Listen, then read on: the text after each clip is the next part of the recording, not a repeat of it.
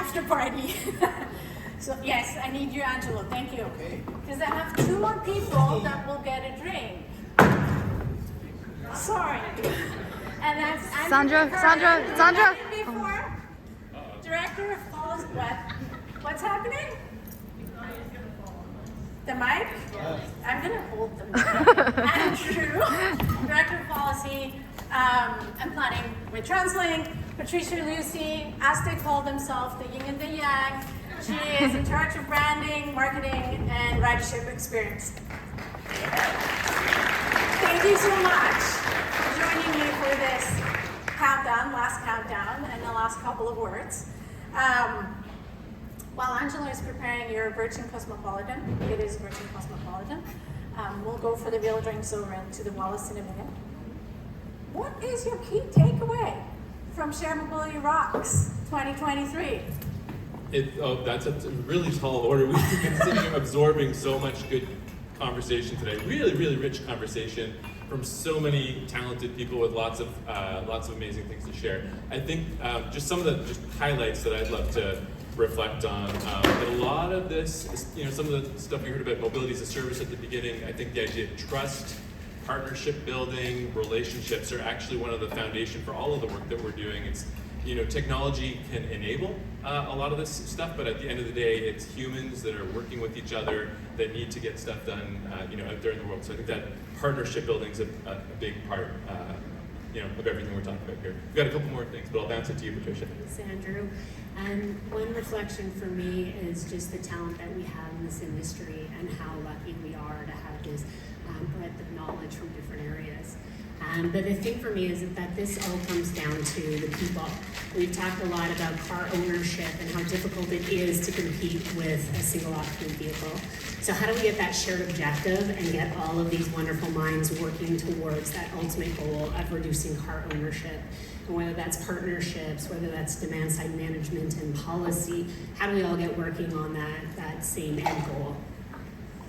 Yeah, and I guess just to following up on the people side, I think a couple folks through the day really emphasized that thinking about the human being, the human experience, and I think the equity conversations we've been having here today have been really important. And probably I didn't talk about it a lot at the beginning, but that access for everyone, Transport 2050, very much equity focused strategy. The idea of not just the generic everyone, but different human beings have different experiences, different disadvantages, and I think as all of us providing services out there in the world, thinking about how we can provide those services to folks who are unbanked or don't have a smartphone in order to make sure that everybody's got that access.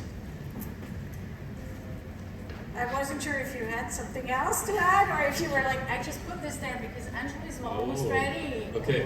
So he's gonna put them there because I see you have your notes. So I will just add one more thing. We talked right from off the start around our cautious incrementalism, as we sometimes may get painted with that brush on the government side. We don't have that much time. We have a lot of crisis in our midst on housing, on environment. So while we need the measured approach and the policies, we also need to act. And we also need to find ways to work together to do things differently, to make some of this change that we need to address some of these issues that we have. And we are doing that, but we need to do that more. And we need to find a way to balance that cautious incrementalism with the need to act now. I totally agree. And Sandra, were you going to ask us about our hopes for the future? Yes, I am. Okay. I was going to say, and maybe How did you know that? Share that. I'm going to switch the question up a little bit. So what's your Share Mobility Rocks wish for the region and for the future? That's a perfect segue, because thank you, Patricia, for raising that. And I think that generated some interesting discussion. Thank you for the picture. Perfect. Yeah, because government officials love having cocktails. No alcohol. I think we don't have a lot of time. There's a lot of critical, the climate emergency in particular demands that we're having a zero carbon transportation system. Actually, the goal here in this region is a 65% reduction in GHGs from light-duty transportation by 2030 over 2010 levels. That's just really ambitious. we need to act quickly. I think the cautious incrementalism that I was talking about earlier, and I want to clarify because I think it's an important distinction.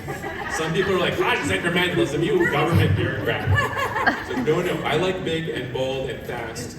Where I was, I think cautious incrementalism is useful when there's something new and you're not quite sure yet what's going on there. An unproven technology, a new gadget, something that someone's pitching you.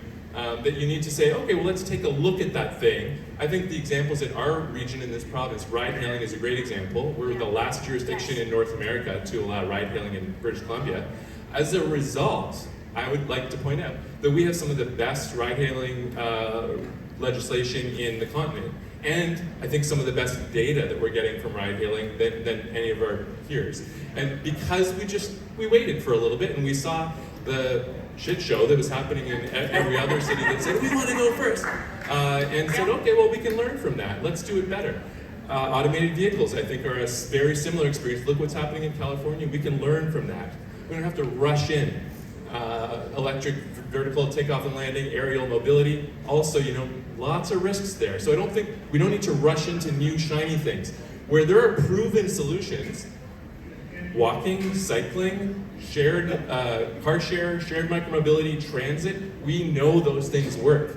We should do those quickly and more, bigger, faster. And so that's where I think the part that I didn't emphasize earlier, Transport 2050, there are 10-year priorities. We want to double bus service in the next decade. That's kind of an unprecedented level, but the Mayor's Council, our board, has adopted that direction. We want to bring rapid transit to the North Shore. Here, we want 9 bus rapid transit lines in this region in the next decade, but also an unprecedented level of rapid transit expansion, shared micromobility, car sharing widely available in every urban center in the region. So that's my hope, is that we do move quickly, we move with ambition and urgency with the solutions that we know work, and that we take our time to make sure that the things that are new that are going to serve our public interest and our goals. Sorry, Andrew, I didn't mean to push that hot button. No, that was good. That was a hot button. I saw some people. You bureaucrat. The wish for me in this region, I was lucky enough to grow up 5 blocks from here, beautiful North Vancouver, and this used to be a very industrial area. And to watch the change here and how easy it is to come and enjoy the public space and the public transit, that's my wish for sustainable mobility. And when we look out to the future, it becomes that easy. You can take a car share, a bike share, transit. It's convenient, it's easy, it is the right choice. As was said earlier, you can make the bleeding heart choice because you should, or we can make it easy for people because it's just the choice to make, it's that easy. So that is my hope for this region. And I think with Andrew's wonderful plans and policy and all of you in the room, we shall get there.